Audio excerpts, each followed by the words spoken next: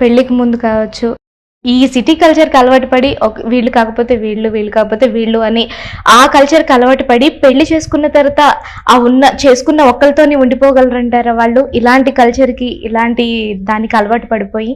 ఉండలేరు. హ్మ్. ఎందుకంటే మగాళ్ళని మనం చూస్తుంటే పూర్వం నుంచి రాజులు ఎంతోమంది లేడీస్ని తెచ్చుకుంటూ ఉంటారు. వాళ్ళు పెళ్ళయ్యాక ఆగారా? లేదు కదా.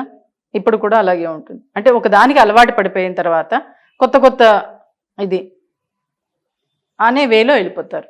అక్కడే డిస్టర్బెన్స్ వస్తాయి.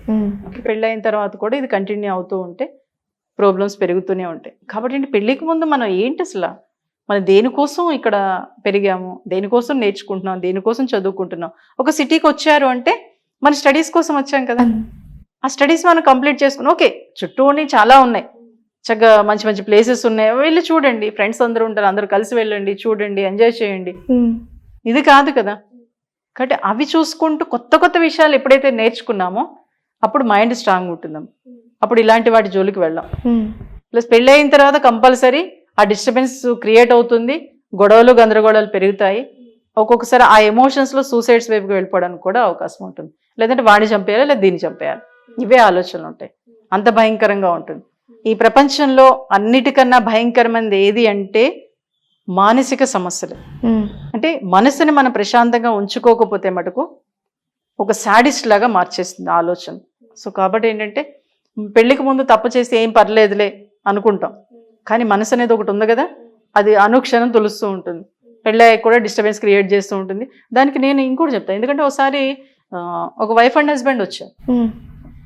వస్తే ఏంటా అని చూస్తే ఆ అమ్మాయి హస్బెండ్ దగ్గరికి వెళ్ళట్లా. ఏంటో చూస్తే నేను పెళ్ళికి ముందు తప్పు చేశాను మేడం, ఇప్పుడు వెళ్తే నేను తప్పు చేసినట్టే కదా అని చెప్పట్లేదు ఎవరికి. కానీ నేను చెప్తే అది ఇబ్బంది పడినట్టే కదా. కాబట్టి ఏంటంటే నాన్న ఓకే, అప్పుడు తెలియకుండా నువ్వు చేసిన తప్పుని ఇప్పుడు సరి చేసుకోవాలనుకుంటున్నావా అంటే సరి చేసుకోవాలనుకుంటున్నా. కానీ అప్పటికే అమ్మాయి చాలా సివియర్ స్టేజ్లోకి వెళ్ళిపోయింది. ఓకే, కాబట్టి అంత భయంకరంగా మైండ్లో ఆ డిస్టర్బెన్స్ ఉంటుంది. అటు మగాడికైనా, అంటే మగాడు కొన్ని కొన్ని విషయాలు, ఇలాంటి విషయాల్లో టేక్ కేర్ అన్నట్టు తీసుకుంటాడు, పెద్ద ఇబ్బంది పడాడు. ఓకే, ఎంతమందితో తిరిగినా కానీ ఇంటికి వచ్చేటాడికి నా భార్య నాకు ఉండాలనుకుంటాడు. కానీ అమ్మాయి అలా అనుకోదు, ఒకే వ్యక్తితో ఉండాలి, తనతోనే నా లైఫ్ లాంగ్ ఉండాలని అనుకుంటుంది. అక్కడ డిస్టర్బెన్స్ పెరుగుతుంది. సో కాబట్టి ఏంటంటే అమ్మాయిలు అనుకోవచ్చు, నేను తిరిగేయచ్చు అనుకోవచ్చు, కానీ ఎవరో ఉంటారు, ఒకళ్ళో ఇద్దరు ఉండొచ్చు, అందరూ ఉంటారు నేను అనను, కానీ ఒకళ్ళో ఇద్దరు ఏం పర్లేదు ఏం అవదులే అని ఉండొచ్చు, అది పెద్ద ప్రాబ్లంగా ఫీల్ అవ్వరు. కానీ సెన్సిటివ్గా ఉండే అమ్మాయిలు అయితే చాలా సఫర్ అవుతారు, ఇగో ఈ అమ్మాయిలాగా ఇబ్బంది పడతారు. సో కాబట్టి ఏంటి, ఎందుకు వచ్చింది, ఉన్న లైఫ్ని హ్యాపీగా లీడ్ చేసుకుంటూ హ్యాపీగా ముందుకు తీసుకెళ్ళి వచ్చిన వాడితో అర్థం చేసుకుంటూ సమస్యని సాల్వ్ చేసుకుంటూ ముందుకు వెళ్ళిపోతే మటుకు ఇటువంటి సమస్యలు రాకుండా ఉంటే లైఫ్ లాంగ్ మందులు మింగకుండా హెల్దీగా హ్యాపీగా లైఫ్ని లీడ్ చేయొచ్చు.